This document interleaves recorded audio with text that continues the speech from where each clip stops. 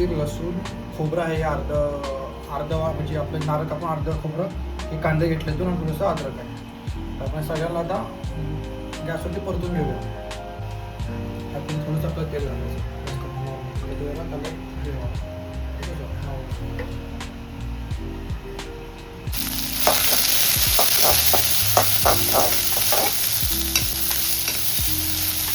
काळा केला की मग तो कसा टेस्ट जरा वेगळी लागते. काढून बघू साईडला काय झालं कांदा.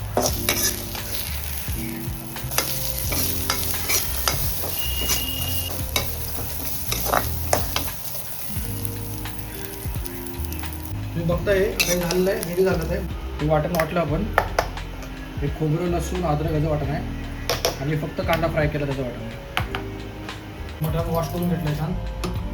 ते हळद टाकू. ते बसतो हळद टाकलं.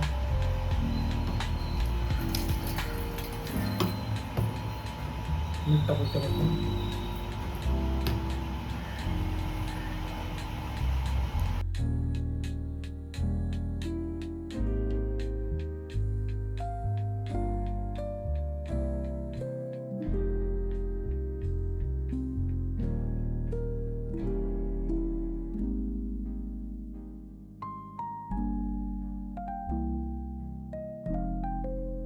कांदा घालू आपण रफली चॉप केलेला बारीक बारीक. कांदा चांगला परतला आहे. आता ह्यात आपण ते मॅरिनेट केलेलं मटण जे होतं आपलं ते टाकू. साधारणतः 1 किलो मटण खायचं. तर मटणाला मस्त आपण चांगलं फ्राय करून घेऊया. हाय फ्लेममध्ये 10 मिनटं परत टाकायचं आपण किंवा त्यावर पाणी टाकूया. हे पाणी 15-20 मिनटं चेक करूया. मटण शिजलं. मला जो तिखट रस्सा बनवायचा त्यासाठी लागणारे इन्ग्रेडियंट हे खोबरं, लसूण, अद्रक ह्याची पेस्ट आहे, ही कांद्याची पेस्ट आहे, हा मटण मसाला आहे, हळद धनिया पावडर आहे आणि आपला काळा मसाला कोथिंबीर. तर आपण त्या रस्सा बनवून टाकतो आपला तिखट.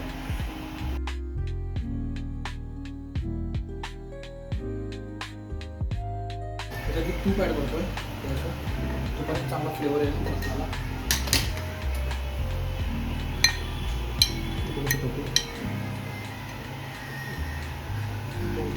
तूप टाकलं. त्यामुळे तेल थोडं कमी वापरलं.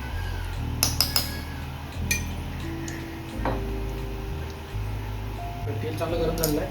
तर आपण कांद्याची पेस्ट टाकूया जी आपण तयार केली.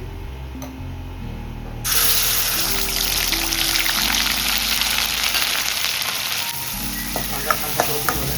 त्यामुळे आपण हिरवं वाटण आपल्याला ॲड केलं तयार केलं.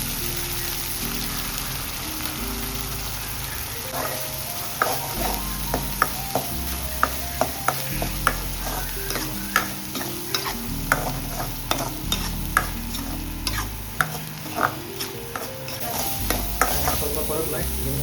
मसाला टाकू आपलं. धना पावडर टाकतोय.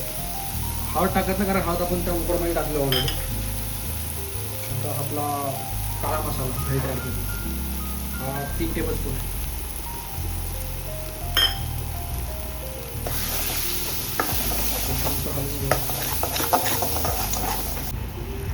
पाणी टाकूया.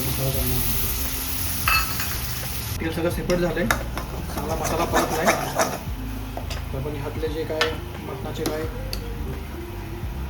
पीस असतील त्यात टाकूया.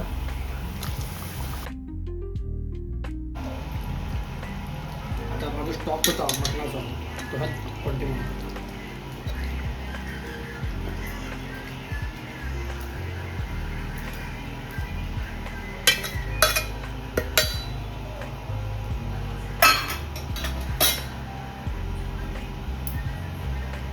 कट केली कोथिंबीर टाकतो.